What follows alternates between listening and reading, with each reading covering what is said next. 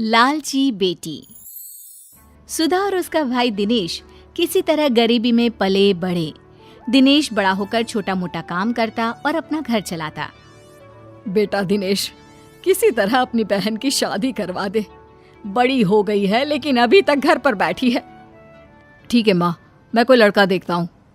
थोड़े दिनों में दिनेश को एक लड़का मिलता है जो बहुत बड़े बंगले में ड्राइवर का काम करता था।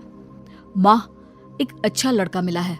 वो पास के बड़े बंगले में ड्राइवर है, खूब अच्छी गाड़ी चलाता है। वो सुधा को खूब खुश रखेगा। अरे वाह भैया, फिर तो वो मुझे 4 चक्के में घुमाएगा भी। हाँ, क्यों नहीं घुमाएगा, जरूर घुमाएगा। अरे बेटा तू चल, उन लोगों के घर हम लोग जाकर बात कराते हैं। दिनेश और माँ सुरेश के घर जाते हैं। वहाँ उन लोगों की खूब आवभगत होती है। हम लोगों ने तो दिनेश को देखकर ही सोच लिया था, जिसका भाई इतना संस्कारी और सभ्य है तो बहन कैसी होगी। लेकिन फिर भी एक बार सुधा से मिल लेते हैं। हाँ, अब तो बस शादी के बाद यही मिलना होगा, है ना? आप लोगों की कोई मांग हो दहेज के लिए तो? अरे नहीं दिनेश जी, मैं तो खुद मेहनत करके एक एक चीज घर की बना रहा हूँ। बस घर में शांति रहे, यही मैं चाहता हूँ। दिनेश और माँ बहुत खुश होकर घर आ जाते हैं। अरे सुधा, तेरी तो किस्मत ही खुल गई है। क्या लड़का है। माँ भी उसकी बहुत अच्छी है। कितने सीधे लोग हैं। माँ, घर में क्या क्या था? कितना बड़ा घर था? रंगीन टीवी थी ना? और लड़की की माँ ज्यादा चपर चपर तो नहीं कर रही थी ना? नहीं सुधा, ये सब तो नहीं था, लेकिन लड़के ने वादा किया था कि वो मेहनत करके सब कुछ घर में ले लेगा। बस उसे एक अच्छी लड़की चाहिए जो घर में शांति रखे। क्या? कुछ भी नहीं था? नहीं, मैं ऐसे घर में नहीं करूंगी शादी। यहाँ भी परेशानी, ससुराल जाओ तो वहाँ भी परेशानी। अरे परेशानी रहना है तो मैं अपने घर में क्यों ना रानी बनकर रहूं? किसी और के घर में नौकरानी बनकर परेशान रहने से तो वही अच्छा है ना? अरे कैसी बात कर रही है बेटा? कल को दिनेश की भी शादी होगी, भाभी आएगी, तो क्या तुम सर पर बैठी रहोगी? तो क्या ये घर मेरा नहीं है माँ? और कल को किसी और को आना है तो इस चक्कर में मैं कहीं भी चली जाऊं? वो कहीं भी नहीं, ससुराल होने वाला है तेरा सुधा। लेकिन सुधा नहीं मानती। पर माँ क्या करती? बेटी को घर पर तो नहीं बिठा सकती थी। दिनेश, पूछ अपनी बहन से क्या करे कि वो शादी कर ले। दिनेश बहन से पूछता है कि वो शादी के लिए क्या चाहती है। मुझे महंगा रंगीन टीवी, फ्रिज और एसी लेकर दोगे तो मैं करूंगी शादी। दिनेश क्या करता? इतना पैसा कहाँ से लाता? वो शांत होकर बाहर चला जाता है। वो रास्ते में जा रहा होता है कि उसे एक लड़की मिलती है जो सड़क के बीच में खड़ी होती है। अरे ये लड़की ऐसे क्यों खड़ी है? सामने से बस आ रही है, कहीं उसे कुचल देगी।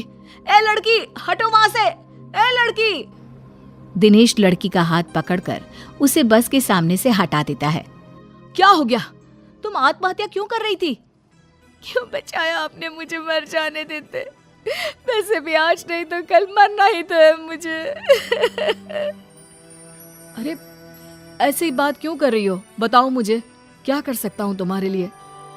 नहीं, मेरे लिए कोई कुछ नहीं कर सकता। मेरे माता पिता मेरी शादी एक बड़ी उम्र के आदमी से करवा रहे हैं। क्यों? क्या वो गरीब है? नहीं, उन लोगों के पास काफी पैसा है, लेकिन मैं काली हूं ना, इसलिए कोई मुझसे शादी करने को तैयार नहीं है। पर मैं एक बड़ी उम्र के आदमी के साथ शादी नहीं कर सकती। तभी वहाँ उस लड़की का भाई और पापा आ जाते हैं। चलो मेधा, वहाँ तुम्हारा दूल्हा बारात लेकर खड़ा है और तुम? नहीं, मैं उससे शादी नहीं करूंगी। वो बहुत बड़े हैं। वैसे भी मैं इनसे प्यार करती हूँ। दिनेश हैरान रह जाता है। तो ये तुमसे शादी करने को तैयार है? दिनेश लड़की को मजबूर देखकर हाँ कर देता है। अब क्या, पूरे धूमधाम से दिनेश की शादी मेधा से हो जाती है। शादी के बाद, देखो, मैंने सोचा नहीं था कि ऐसे मेरी शादी हो जाएगी। तुम बड़े घर की हो, मैं कोशिश करूंगा कि तुम्हें सारे ऐशो आराम दे सकूं। मैं और कड़ी मेहनत करूंगा। नहीं, मुझे ये सब की जरूरत नहीं है। मैं तो तुम्हें थैंक्स कहना चाहती हूँ कि तुमने मेरा जीवन खराब होने से बचा लिया। दिनेश और मेधा बात कर ही रहे थे कि बाहर सुधा की आवाज आती है। भैया जल्दी बाहर आओ, देखो माँ को क्या हो गया। दिनेश और मेधा बाहर आते हैं जहां माँ जमीन पर गिरी होती है। क्या हुआ माँ को? माँ को तुरंत डॉक्टर के पास ले चलते हैं। दोनों माँ को लेकर डॉक्टर के पास जाते हैं जहां डॉक्टर कहते हैं, अरे इन्होंने तो बहुत सारा टेंशन लेकर रखा है। दिमाग सारा दिन चलता रहता है शायद इनका। ज्यादा सोचने से इन्हें चक्कर आ गए हैं और ये गिर गई। क्यों बहन जी, क्या चिंता है आपकी?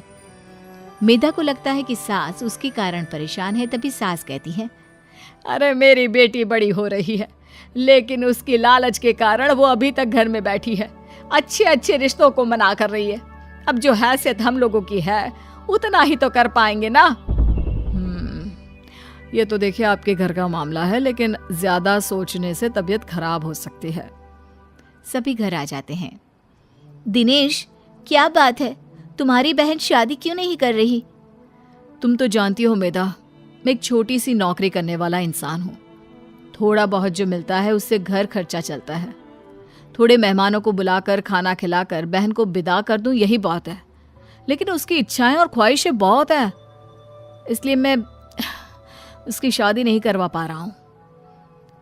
सुधा को तो मेहनती और काम करने वाले लड़के मिल रहे हैं। वो तो मेहनत से बड़ी चीज़ खड़ी कर सकते हैं। फिर क्यों मना करना? मैं बात करती हूँ। क्या बात है सुधा, क्यों शादी नहीं करना चाहती हो? आप भी तो शादी नहीं कर रही थी ना, फिर क्यों की? अरे वो शादी नहीं थी, दबाव था अपने से बड़े आदमी से शादी करने का।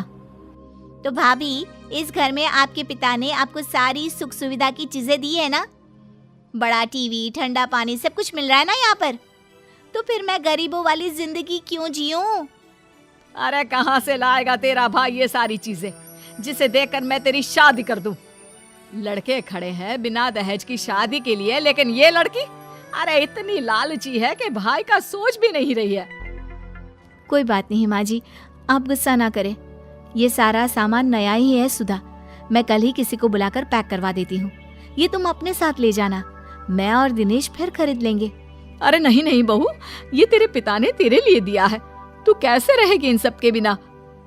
माँ, मेरे लिए दिनेश सबसे ज्यादा मायने रखते हैं। वो ठीक रहे तो ये सब तो हम फिर कभी भी ले सकते हैं। अरे जीती रह बहू, तूने तो मेरी बड़ी समस्या का समाधान कर दिया। फिर क्या, मेधा का सारा सामान सुधा की शादी में चला जाता है। उसकी शादी हो जाती है और सास चैन की सांस लेती है।